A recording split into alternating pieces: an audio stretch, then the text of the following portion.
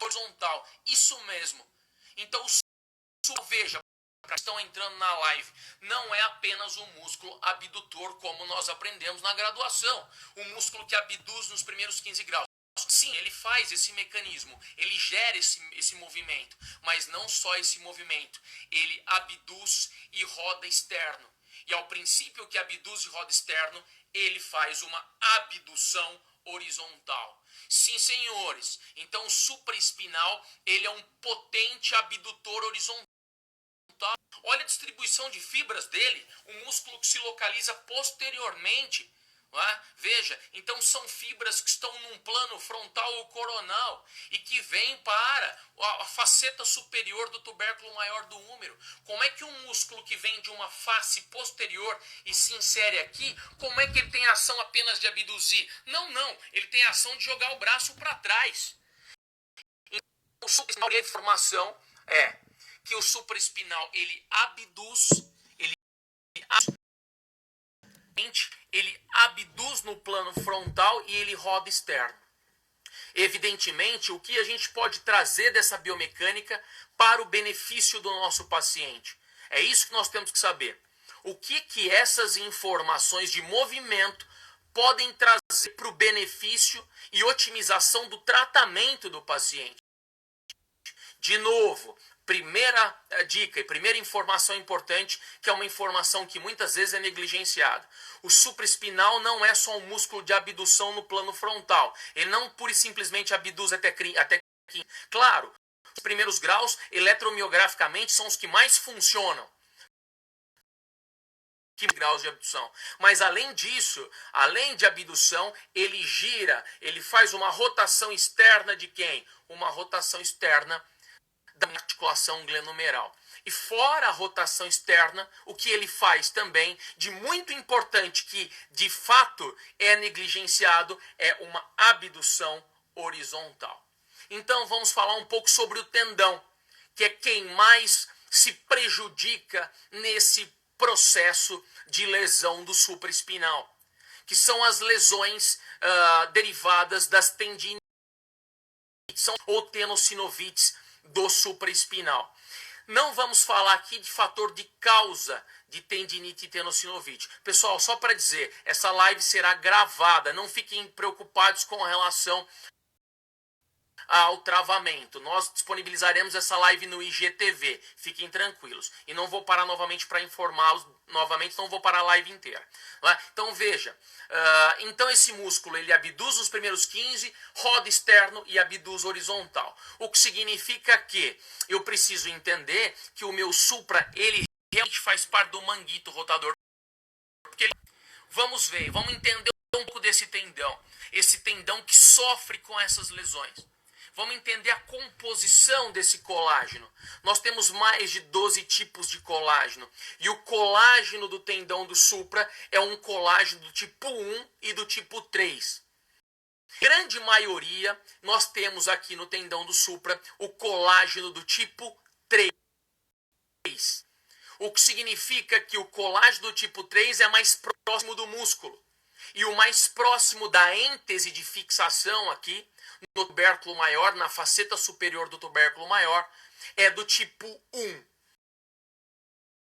Falar de colágeno do tipo 1, porque é exatamente o colágeno do tipo 1 que traz consigo a maior quantidade de tenoblasto. Tenoblasto é a célula que se deposita no tendão e fornece subsídio para a formação de matriz extracelular, matriz colagenosa. Isso significa que a porção de fixação no tubérculo maior, a porção superior do tubérculo maior, é a porção que tem maior tenoblasto. Ou seja, é a porção que faz com que haja uma produção de tenócitos, que são as células produtoras de matriz colagenosa para os tendões. Então, num artigo, são vários os artigos que remontam à morfofisiologia, Mas a morfofisiologia do tendão do supra, ela já foi rastreada por inúmeras pesquisas. Eu gosto de uma da Revista Brasileira de Ortopedia, que em 2016, pesquisadores da USP, como por exemplo, um pesquisador muito importante nacional chamado de Andreoli, sobrenome Andreoli, em 2016, pela Universidade de São Paulo, publicou uma revista brasileira de ortopedia mostrando que as características dos tenócitos são modificáveis. E quais são as principais causas das modificações dos tenócitos? Ou a principal, já que a live é curta hoje, é a falta de suprimento sanguíneo no tendão aqui distal. Vocês sabem que nós temos uma área aqui chamada de zona crítica do ombro. Essa área chamada de zona crítica do ombro é exatamente a área de inserção do tendão do supra na faceta superior do tubérculo maior. Essas fibras conectivas nessa área mais nome são chamadas de fibras de Sharpey. Então, a lesão do tendão do supra, ela é muito mais distal do que proximal, porque esta área das fibras de Sharpey são áreas que necessitam de sangue e não tem, porque aqui é a zona crítica do ombro, uma falha substancial de irrigação sanguínea colateral da artéria subclávia. A artéria subclávia que passa abaixo da clavícula, quando distribui sangue aqui, deixa uma área sem irrigação, onde essas fibras distais do tendão do supra passam a não receber sangue e passam a diminuir a produção de quem? Dos meus tenoblastos, células de depósito de colágeno. E sendo assim, se eu não tenho tenoblasto, eu não tenho tenócito, célula componente da formação gregária do colágeno para essa área. Então, quais são as informações mais importantes? As informações mais importantes é que eu preciso da sanguínea dessa área. Então, para tratar um paciente com lesão de tendão de supra, seja essa lesão traumática, pós-ruptura parcial, ou seja uma lesão por repetição, uma lesão por trauma indireto ou por traumas de repetição, o que nós devemos fazer é a medida de irrigação sanguínea dessa área. Nós temos dois mecanismos. Um mecanismo fotônico para aumentar a qualidade desse tendão, de intensidade, 904 nanômetros, um laser infra, com joule por área, então é watt por centímetro quadrado, calculando por área daria uns 4 pontos, a 30 segundos, 120, daria 12 joules por unidade. Então, basicamente, a aplicação de 12 joules de laser infravermelho, 12 joules de laser infravermelho nessa área de fibras de Sharpey. Para quê? Melhorar a quantidade de tenócito, de célula de tendão. Segundo mecanismo do qual a gente não tratou ao longo dessas lives, que foi exatamente o needling, o agulhamento seco. Se você agulha essa área, você promove um processo induzido inflamatório, que é bom dá vasodilatação para esta área. Bom, mas é claro que nada adianta eu trabalhar a parte regenerativa se eu não busco a causa biomecânica dessa lesão. Então veja, qual é a causa biomecânica? Então muitos tratam lesão de tendão do supra, tendinite ou rupturas parciais, fortalecendo o manguito rotador.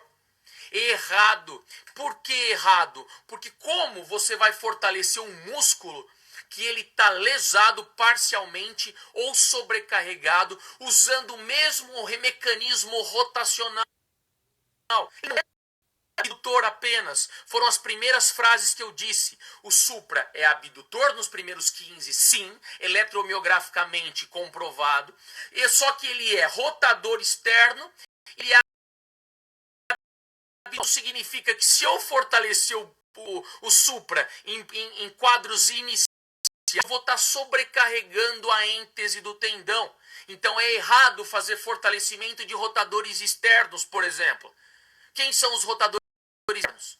Redondo menor e infra. Redondo menor e infra roda para fora. Mas o supra também roda para fora. Abduz, roda para fora e faz adução horizontal. Esse não pode fortalecer o supra nesse momento. E não tem como isolar infra e redondo menor da rotação do supra. Não tem como isolar até a página 2. Aí vai a segunda dica. Se a primeira dica foi fazendo dry na área para angariar e recrutar microvaso, ou aplicar laser infravermelho com 12 joules, isso num processo regenerativo do tendão, vamos pensar um pouco na biomecânica, que é o caso resolutivo. Vocês não devem fortalecer manguito para rotação externa, pelo menos nas angulações que o supra trabalha. Eles vão posicionar o braço do paciente passivamente a 90 graus.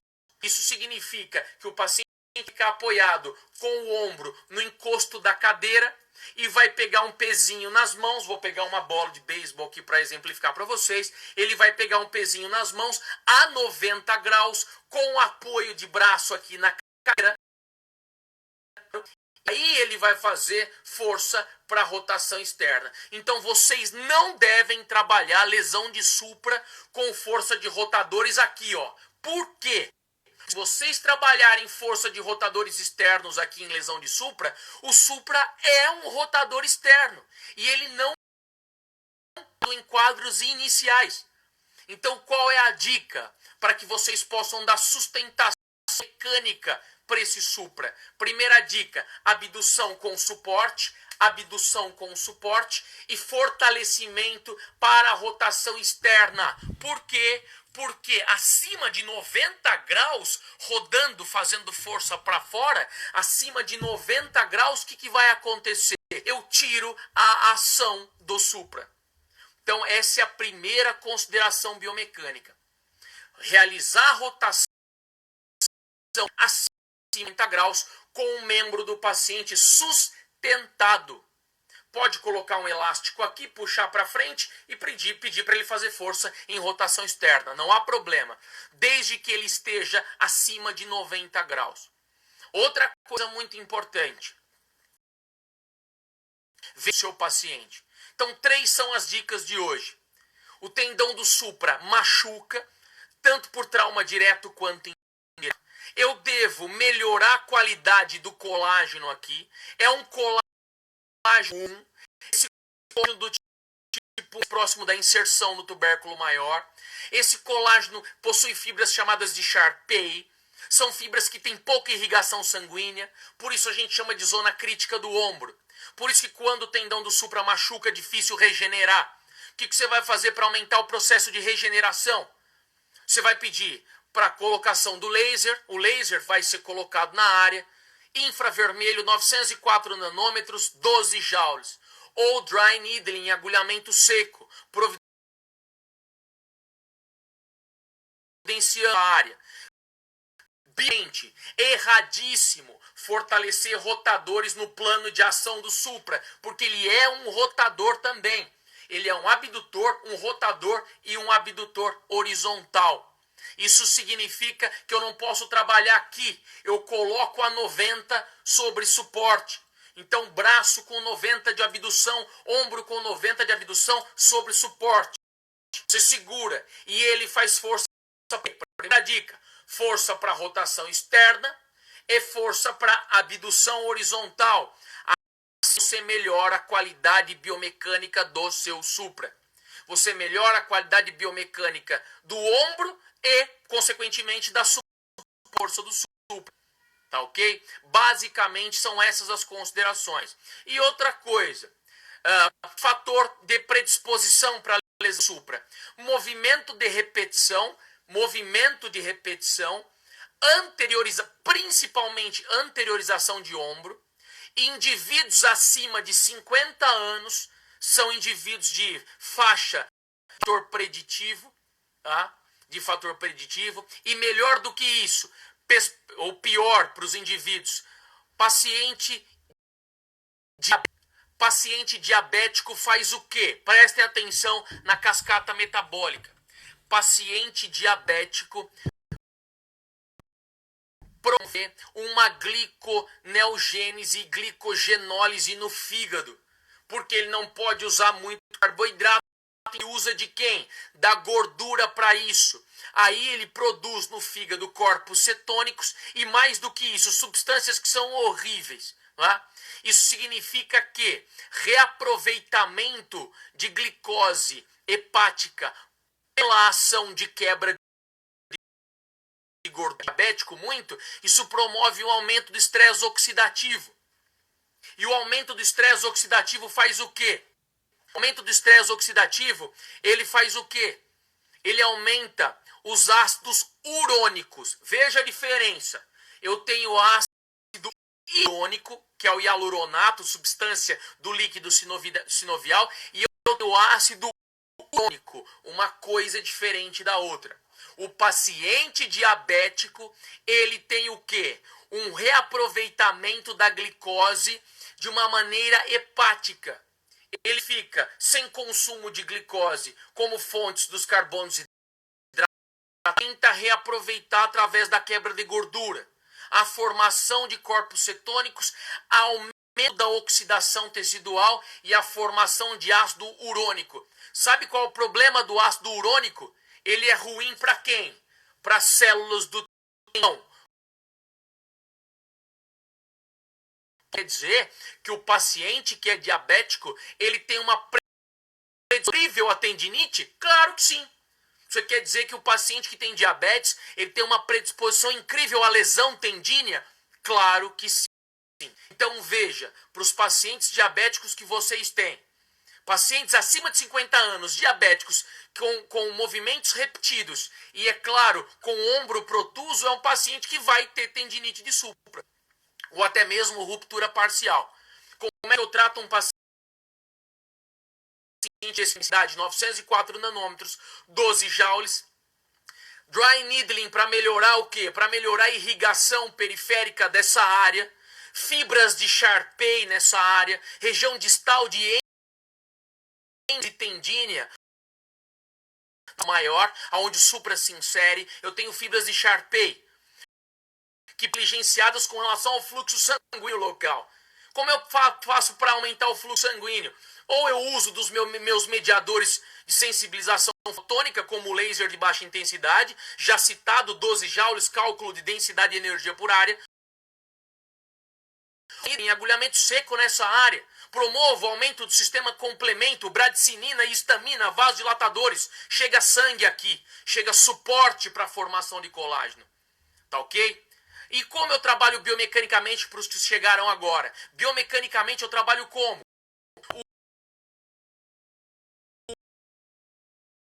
Então somente ele é abdutor, rotador externo e abdutor horizontal. Então como eu trabalho esse supra? Eu trabalho esse supra não nesta ação. Todo mundo trabalha supra como? É claro que isso aqui é uma bola, né? Não tem um efeito gravitacional, mas suponhamos que seja um elástico. Já traciona